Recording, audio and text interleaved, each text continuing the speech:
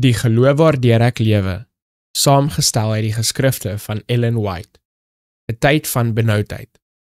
In die tyd sal Michael, die groot vors wat oor die kinders van jou volk staan, optree, en dit sal 'n tyd van benoudheid wees soos daar nie gewees het vandat 'n volk bestaan het tot op die tyd nie. Maar in die tyd sal jou volk gered word, elkeen wat in die boek opgeskrywe staan. Daniël hoofstuk 12 vers 1. Wanneer die derde engelse boodskap afsluit, pleit genade nie meer vir die skuldige inwoners van die aarde nie. Die volk van God het hul werk volbring. Die finale toets is oor die wêreld gebring en almal wat hulself lojaal aan die goddelike voorskrifte bewys het die seël van die lewende God ontvang. Dan hou Jesus op met sy voorbidding in die heiligdom daarbo. Hy lig sy hande op en sê met 'n harde stem, dit is verby. God se lankmoedigheid is verby. Die wêreld het sy genade verwerp, sy liefde verag en sy wet vertrap. Die goddelose het die grens van hul proeftydperk oorskry. Die gees van God, wat volgehoue weerstaan is uiteindelik teruggetrek. Ongeskit deur goddelike genade, het hulle geen beskerming teen die bose een nie.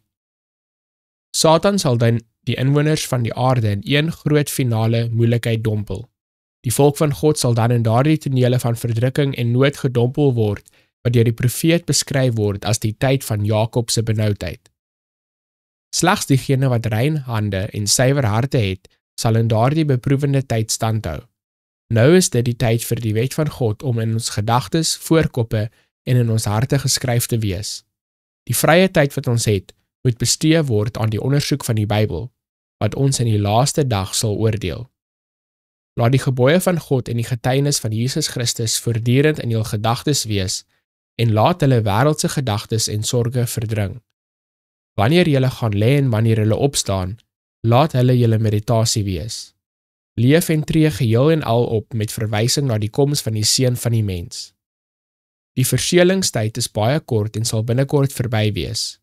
Nou is die tyd, terwyl die 4 engele die 4 winde vashou, om ons roeping en verkiesing vas te maak.